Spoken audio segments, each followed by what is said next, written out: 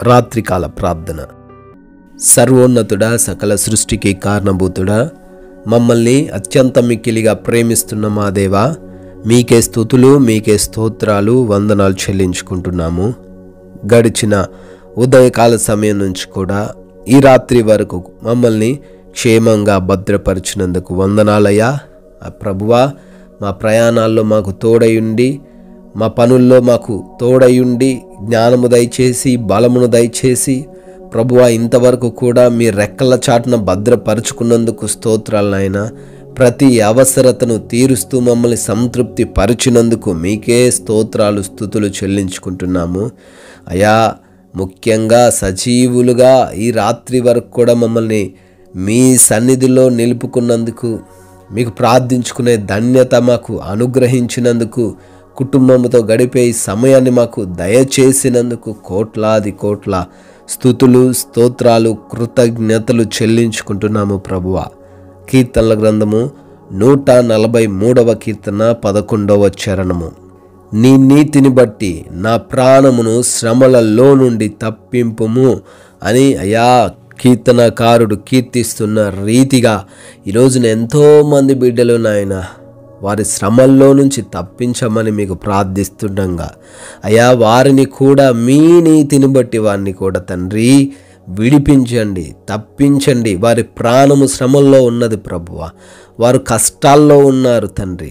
వారు మోసపోయిన స్థితిల్లో ప్రభువా, వంచన చేయబడిన స్థితిల్లో, కన్నీరు కారుస్తున్న స్థితిల్లో అయా, ఆ గుంటలో పడిపోయి లేవలేనటువంటి పరిస్థితుల్లో ఉన్నారు తండ్రి.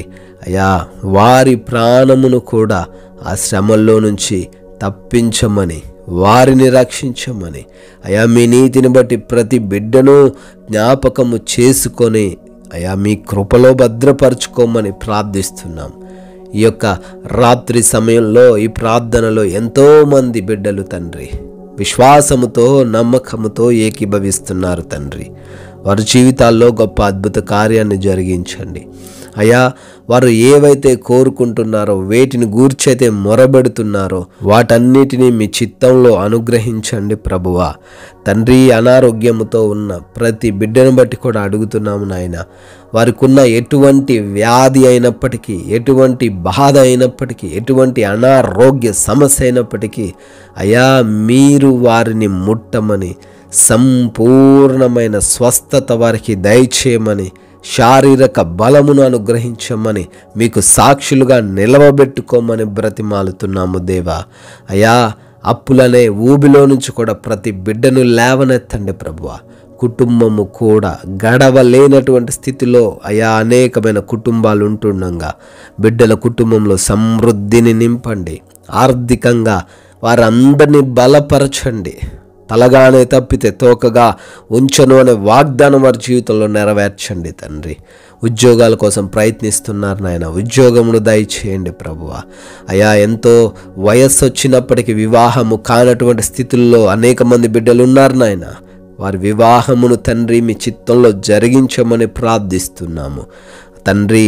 కోర్టు కేసులు, ల్యాండ్ ఇష్యూస్ నుంచి కూడా విడుదల దయచేయండి ప్రభువా. భార్యాభర్తల మధ్య విభేదాలు నాయన, వాటిలో నుంచి విడుదల అనుగ్రహించి ప్రేమతో జీవించుటకు సహాయం అనుగ్రహించండి.